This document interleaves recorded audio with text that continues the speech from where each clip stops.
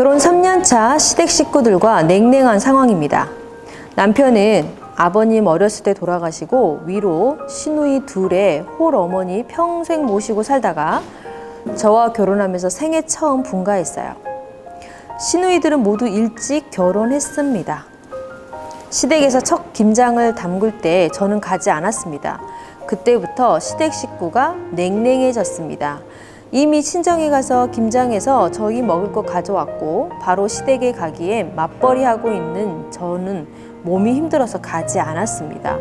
결국 남편만 갔는데 시댁 식구들과 남편 모두 서운해했어요. 며칠이 지나고 시어머님이 제 친정에서 가져온 김치 드시고 싶다 하셔서 갖다 드렸더니 니네 김치 짜다며 저희 김치 냉장고 위에 올려놨다고 하셨죠. 전 어이없고 너무 화가 났지만 참았습니다. 남편한테 말해도 그게 왜 시어머니 잘못인 건지 잘못한 건지 몰라서 싸움만 됐어요. 그 후 전화를 자주 하라셔서 불편하지만 성이라도 보이기 위해 전화하니 김장하러 안 간 이후부터는 너무 냉랭하고 대답만 하셔서 그 후로는 제가 전화하기 민망하고 불편해서 거의 하지를 못했어요. 첫 명절 때 제가 가까운 지인 장례식이 일주일 전에 있었다고 하니 남편과의 통화에서 저보고 오지 말라는 둥 어머니 첫 생신 때 시누이가 미역국을 끓여야 한다고 해서 남편과 같이 끓이겠다고 하니 한 시누이가 난리를 치며 올케가 혼자 끓여야지 왜 남편과 같이 끓이냐고 화내고 미역국 못 끓이냐고 난리 쳤습니다. 어머님은 조용히 계셨고요. 그 후로도 지금까지 시댁 식구들은 시댁 행사가 있으면 나를 투명인간 취급하고 저랑 말도 하지 않습니다. 남편하고만 말합니다.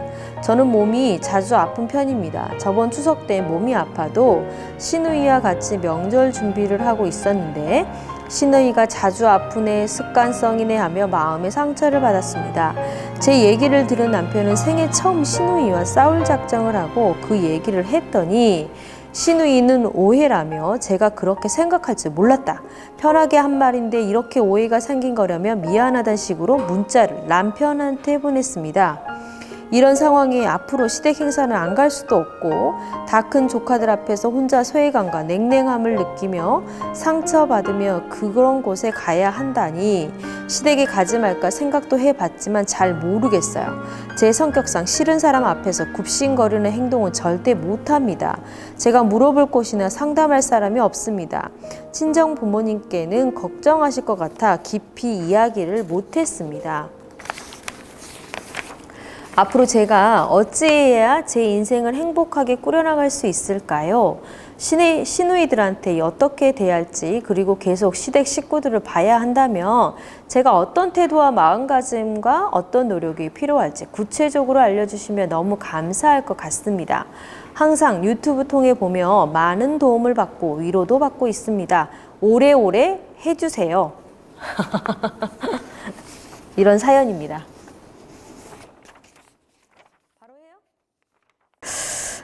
참 안타까운 사연이네요. 2020년에 아직도 며느리가 어떻게 해야 된다라고 생각하는 것도 너무 웃기고 지금 여기 사연에서 보니까 제일 재밌고 웃긴 게 뭐냐면 시어머니 생신상에 미역국 끓이는데 남편하고 왜 같이 끓이냐고 했다는 그게 제일 웃기고요.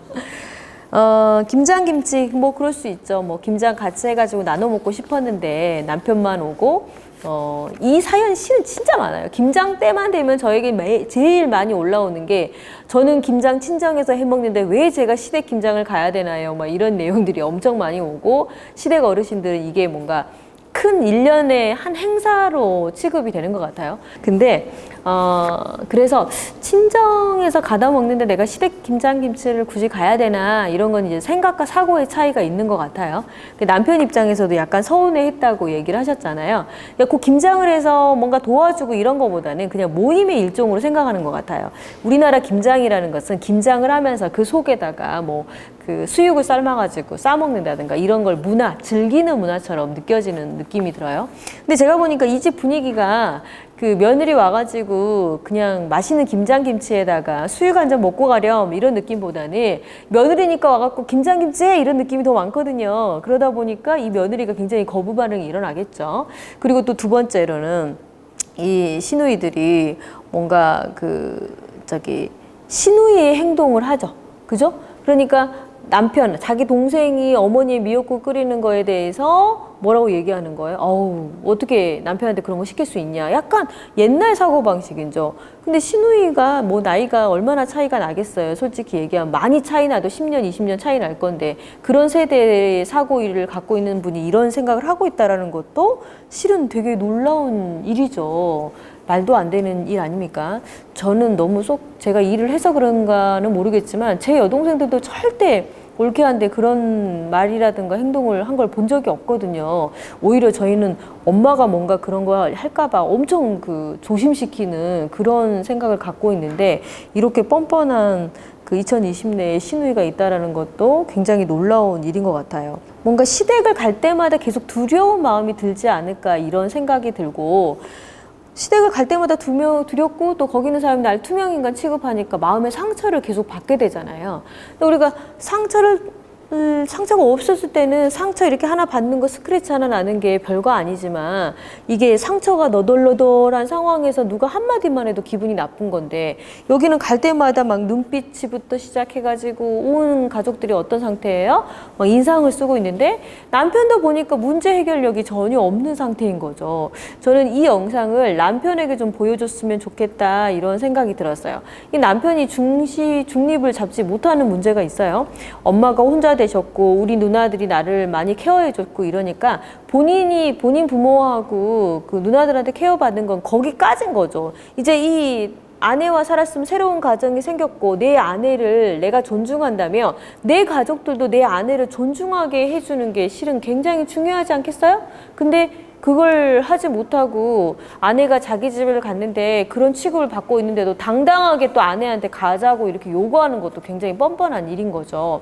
제일 먼저 아내를 시댁에 자기 집에 데리고 가려면 그런 분위기에서 상처받는 것을 알고 그런 행동을 하지 않게끔 시누이들을 토닥하고 단속여야 되는데 뭐 화내고 싸워가지고 더 크게 문제만 일으키지 왜 이 문제에 대해서 근본적으로 해결할 마음이 전혀 없어 보이거든요. 그래서 이걸 어떻게 해결해야 되냐? 제가 제일 자주 하는 방법 중에 하나는 첫 번째는 실은 마음의 상처가 치유되는 게 맞겠죠. 벌써 상처받아 있으니까. 두 번째는 상처받지 않아야 돼요. 근데 여기는 지금 꿋꿋해 보이시는 마음이 좀 있으니까 일단 두 번째로 갑시다.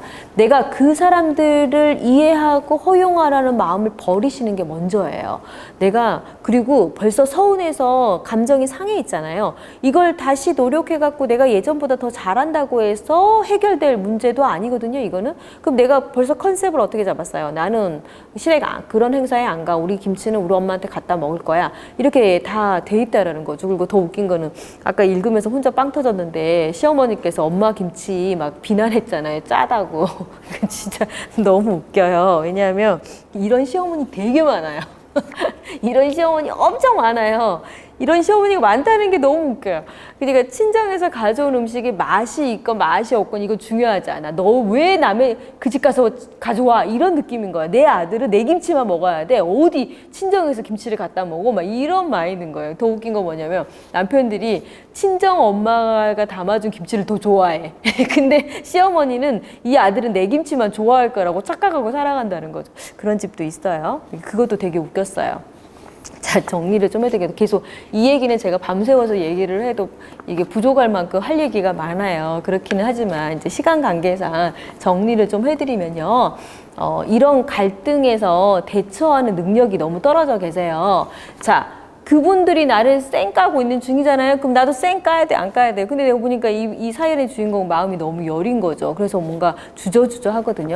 자, 이제는 이렇게 대하는 행동들을 남편도 보고 있는데 방어를 못하고 있는 중이잖아요. 그리고 오히려 우리 아내가 더 잘하고 친절하면 변할 거라고 생각하는데 근본적으로 생각과 관점이 다르기 때문에 이건 해결하기 굉장히 어려워요.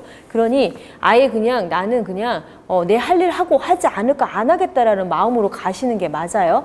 그분들이 나에게 눈치를 주고 상처를 주고 뭔가 큰 조카들 앞에서 나를 무시한다 할지라도 나도 그냥 무시하고 가야죠. 뭐 어떡해요. 그걸 가가지고 왜 나한테 이러서 이렇게 하지 않았으면 좋겠어. 아니면 내가 기죽어가지고 뭐 본인도 얘기했잖아요. 나 그런 성격이 안 된다고. 본인 스타일로 사세요. 절대 그 사람들이 원하는 나를 만들지 마세요. 이거 중요한 거예요.